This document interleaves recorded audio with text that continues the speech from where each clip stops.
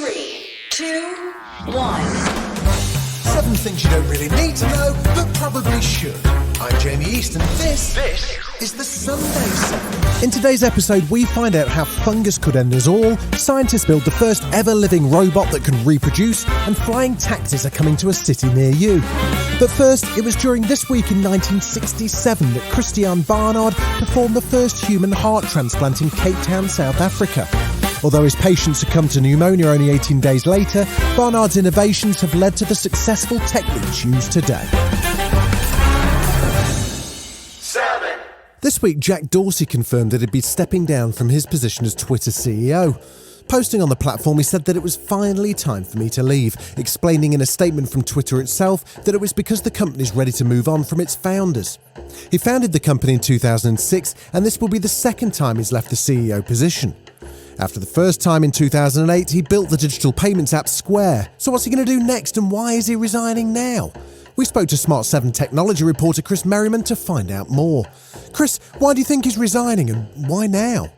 Jack Dorsey is very much an idealist, but more than that, it's his baby. Twitter was always his baby, and you'd think that would be a reason to stay. But in actual fact, I think he now recognises that Twitter has grown as much as it can with his vision, because he as CEO was regularly saying, no, well, we're not doing that, I'm not happy with that. But the problem is that was meaning for the shareholders were saying, well, there's all this money we could make and all this growth we could have, and because Jack is, he doesn't want to change what he created, we're ignoring those opportunities. And I think Jack recognises that in order for it to thrive, he's too close to it now to see, for it to grow the way that it needs to grow as opposed to the way he wants it to grow. I suppose in a way it's outgrown him. Having the founder running things for so long can actually sort of strangle the potential of a company. And so, to be honest, I don't think any shareholder is going to argue with that logic. What does this resignation mean for Twitter as a social media platform? Are there going to be big changes now? The question is, are we going to see, adverts? We might do. The decision on how it's going to pay for itself is far too early to say. There is now going to be a paid layer. It's already launched in the States. It's called Twitter Blue. Among the elements that you get with that are the one thing that everybody's always dreamed of, an edit button, which has caused great excitement since it went live in the States. So, there will be little changes, but I imagine it will be evolution, not revolution. Is this definitely the last of Jack Dorsey as Twitter CEO? It's a tricky one. On one hand, I imagine that coming back a third time will probably be the last thing on his mind at the moment, but I don't think he necessarily intended to come back the second time. It was very much a case of the replacement CEO left suddenly. He came in as an interim CEO, and that got made permanent, and that was never really the plan. That's how he ended up running 2 companies at once. Could he come back? I mean, he's still on the board. He's still got shares in the company. It is possible, but I imagine this time it is much more about him drawing a line in the sand and saying, right, okay, this is as far as I can take it.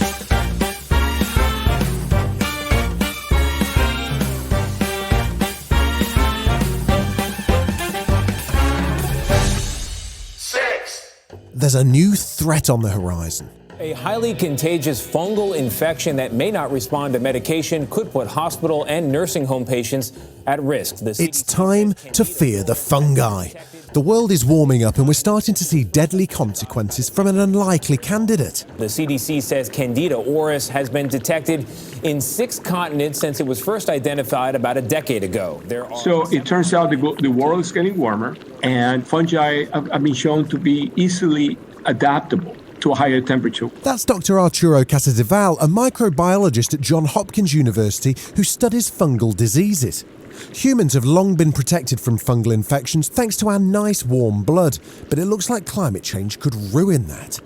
Candida auris is a highly transmissible fungus. About a third of people infected with it die within 30 days. So Candida auris is unknown to medicine until 2007. You cannot find it in any fungal collection. And then it emerged simultaneously in 3 continents: South America, Africa, and the Indians and India. And these isolates are not related. They appear to have broken through at the same time. Since then, other independent events have happened.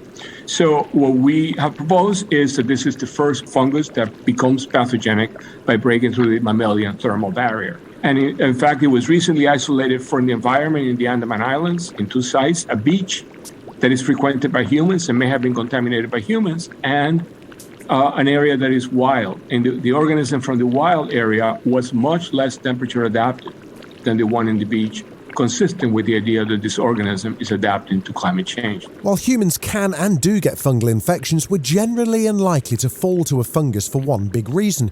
Humans are hot, and that makes it difficult for fungus to survive. Now, to make matters worse, human core temperatures have dropped in the past century as we deal with a lot of inflammatory diseases. So humans are getting colder. So the thermal barrier that protects mammals is narrowing. The world is getting warmer, the fungi are adapting to higher temperatures, and humans are getting colder. I think this is trouble ahead. I would point out that many of the organisms in the environment are resistant to the existing drugs. So it would not be surprised if some of them arrive fully resistant. When you think of global warming, focus on the number of very hot days rather than the average temperature. Each very hot day is a chance for selection. New fungal diseases are predicted to emerge, and Candida auris may have been the first, the proverbial canary in the coal mine. Still to come on the Sunday 7, we learn there's an optimal sleeping time, and the London Underground is harbouring a unique type of blood-sucking creature. 5. Oh, yeah, sleep. We all know it's important, but many of us aren't getting enough of it. Yeah, tell me about it. Mariah Carey is said to need 15 hours of shut-eye to hit her high notes, whilst inventor Nikola Tesla never slept for more than 2 hours a day. No matter the amount of Z you get, new research is showing that the time you go to sleep has an impact too. There appears to be an optimal bedtime. Going to bed around 10 and 11 can lower the risk of developing heart disease, according to a new study from the European Heart Journal. Dr. David Plans is co-author of the study and talked to NBC News about his research. The census data that we looked at in this project was for 88,000 people of a cohort of almost 500,000. So it's the largest data set that anyone has looked at of real-world data in its relationship between the circadian clock and sleep and then cardiovascular disease. The way we did it is by looking at a specific week over 7 days, looking at people sleeping and when they went to sleep, and then later incidences, sometimes years later, in incidence of cardiovascular disease. And it looks like people who went to sleep between 10 and 11 had a lower risk of cardiovascular disease. And that's not to say that sleeping between 10 and 11 has a direct causation.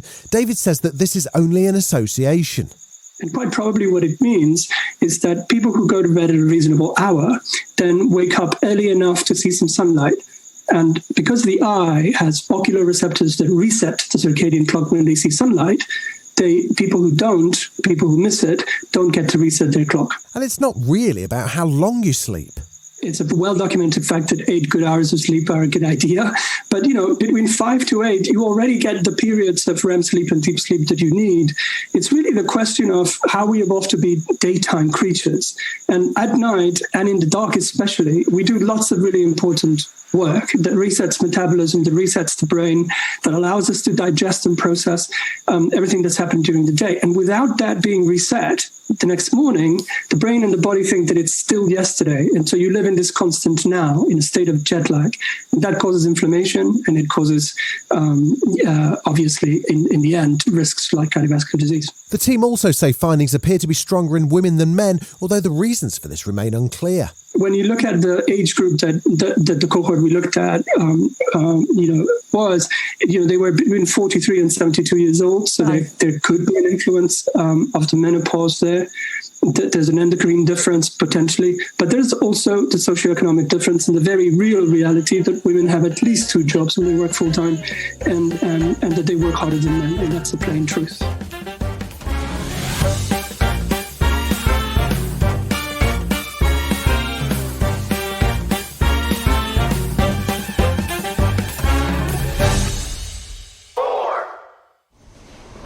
apologies to any Londoners out there listening, because this might ruin your already dreaded commute on Monday.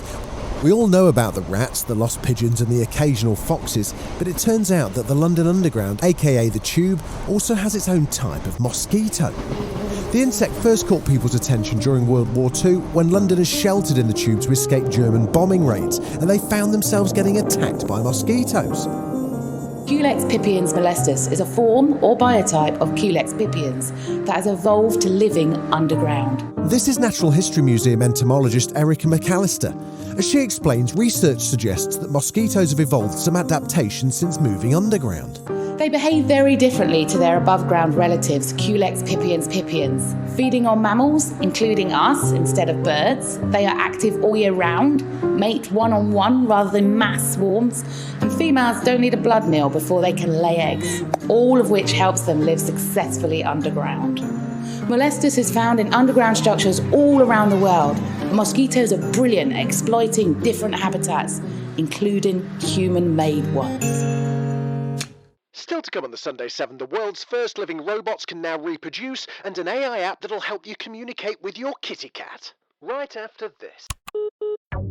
You're listening to the Sunday 7. Follow us for your weekday news espresso, or even try our Island edition. It's in all the usual places.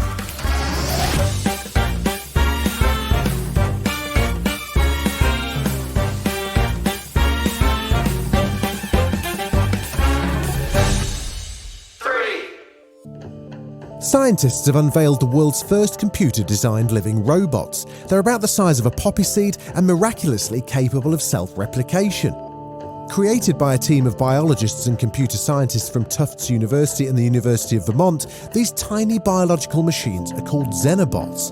Built from frog cells, Xenobots self-assemble a body from a single cell, don't require muscle cells to move, and have even demonstrated recordable memory.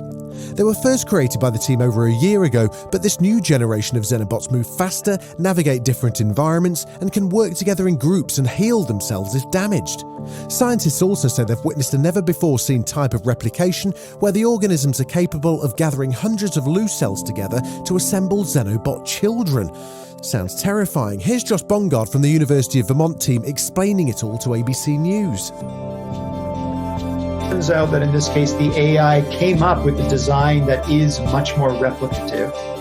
And that design looks like a Pac-Man. It's a pretty simple circular object. It's got a little wedge cut out of it. And when these 9 Pac-Men move around in the dish, they unintentionally get cells caught in their quote-unquote mouths.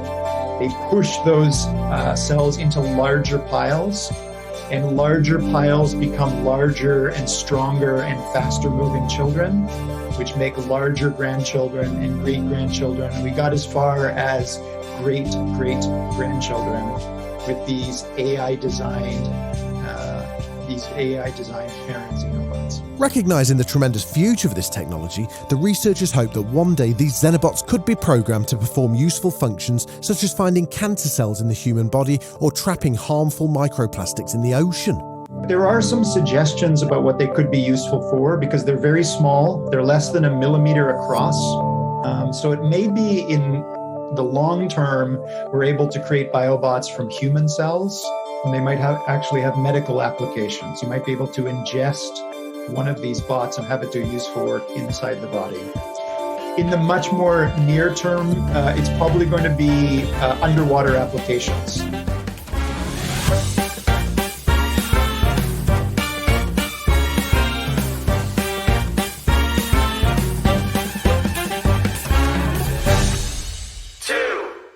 If those underground mosquitoes have scared you away from public transport, there's a futuristic new way of getting about coming your way soon. Urbanization is the biggest trend of the 20th century. As populations continue to grow, especially in emerging markets, this trend shows no signs of slowing down. The technology that helped us build the world's greatest cities, electricity, steel, concrete, and the automobile, continues to support the growth of urbanization, but it is coming at a terrible cost. The voice you just heard is of Stephen Fitzpatrick, founder and CEO of Vertical Aerospace, the pioneering startup launching the world's first commercial flying taxis. Road transport accounts for a significant portion of air pollution in cities and towns. The most widespread pollutants are tiny particles, mostly from fossil fuel burning and nitrogen dioxide from diesel vehicles. The serious impact on human health from road pollution in urban areas is well known, and researchers say even low levels of pollution may harm wildlife, including birds, mammals and insects. And as our population continues to grow, as does the pressure on existing infrastructure. But Vertical Aerospace has a plan to change all of that. CEO Stephen Fitzpatrick sat down with Kay Burley on Sky's Climate Show to explain exactly how.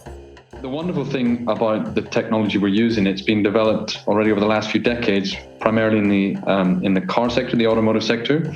And so there's already these great industrial partners and supply chains ready to be taken over into aerospace. And so we're working with some of the UK's leading manufacturing and engineering groups.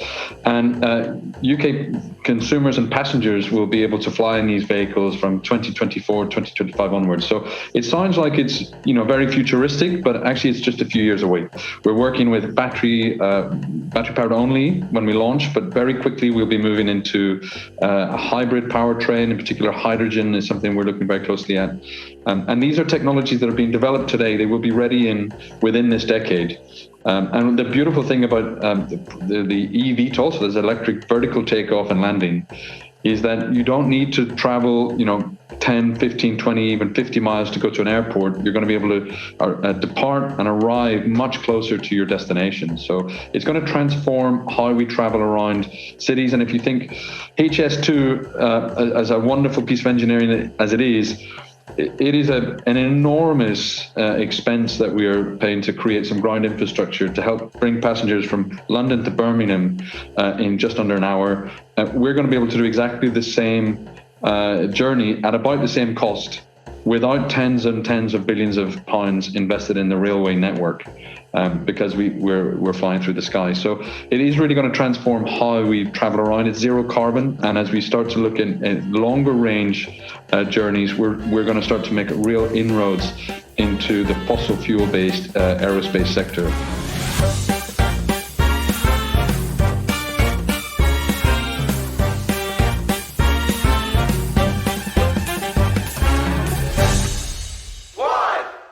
Do you ever look at your cat and wonder what's going on inside that little head? Well, now there's an AI-powered app that tells you exactly how your cat's feeling. It's called Tably, and it claims to actually assess a cat's mood through a facial recognition type technology. What? My name is Miche Priest, and I'm a venture lead for Sylvester AI. It's an animal health technology company, and basically what I do is explore opportunities to use technology to help animals.